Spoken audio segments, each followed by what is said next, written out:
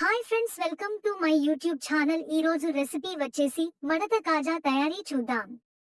ఇంట్లోనే సింపుల్ గా జ్యూసీగా లేయర్స్ గా వచ్చేటట్టు ఎలా తయారు చేసుకోవాలో చూద్దాం.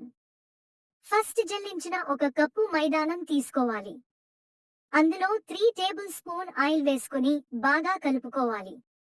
ఇలా చేయితో పట్టుకుంటే పిండి ముద్ద అయ్యేలా కలుపుకోవాలి.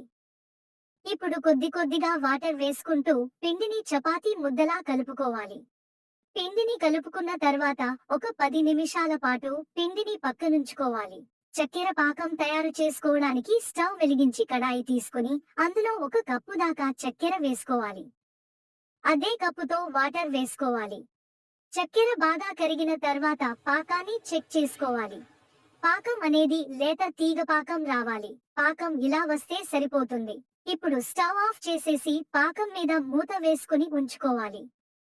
ఇప్పుడు మైదా పిండిని తీసుకుని చపాతీలు ఎలా అయితే చేసుకుంటామో అలానే చేసుకోవాలి.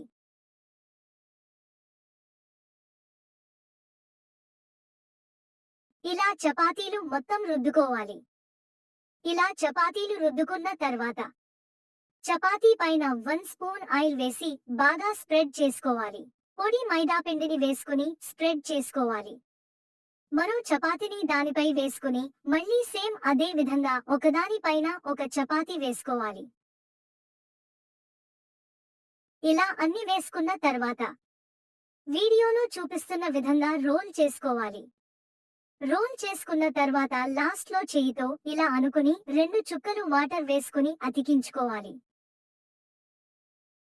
రోల్ చేసుకున్న తర్వాత ఇలా రోల్ చేసుకోవాలి. పిండిని రోల్ చేసుకున్న తర్వాత షాక్ తీసుకొని వీడియోలో చూపిస్తున్న విధంగా కట్ చేసుకోవాలి. ఇలా కట్ చేసుకోవాలి. ఇలా మొత్తం కట్ చేసుకున్న తర్వాత ఇప్పుడు కట్ చేసుకున్న పిండిని తీసుకొని చపాతీ కర్రతో ఇలా లైట్ గా ప్రెస్ చేసుకోవాలి. ఇలా చేస్తే పొరలు బాగా విచ్చుకుంటాయి ఫ్రై చేసేటప్పుడు. ఇలానే మొత్తం కూడా చేసుకోవాలి.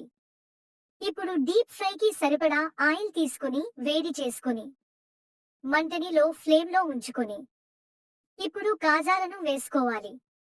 కాజాలు వేసుకున్న తర్వాత లో ఫ్లేమ్ లోనే ఫ్రై చేసుకోవాలి.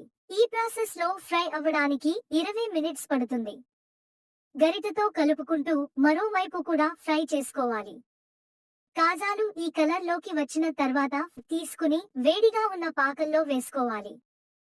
మీకు పాకం వేడిగా లేకుంటే మళ్ళీ కొద్దిగా వేడి చేసి వేసుకోవాలి. పాకం వేడిగా ఉండటం వల్ల కాజాలు పాకాన్ని బాగా పేల్చుకుంటాయి. కాజాలు పాకంలో వేసుకున్న తర్వాత మూత వేసుకుని 20 నిమిషాల పాటు అలానే వదిలేసేయాలి. 20 నిమిషాల తర్వాత కాజాలను బయటకు తీసుకుని స్టోర్ చేసేసుకోవడమే. అంతే, చాలా సింపుల్ గా ఇంట్లోనే మడత కాజా రెడీ. చాలా అంటే చాలా బాగా వచ్చాయండి కాజాలు.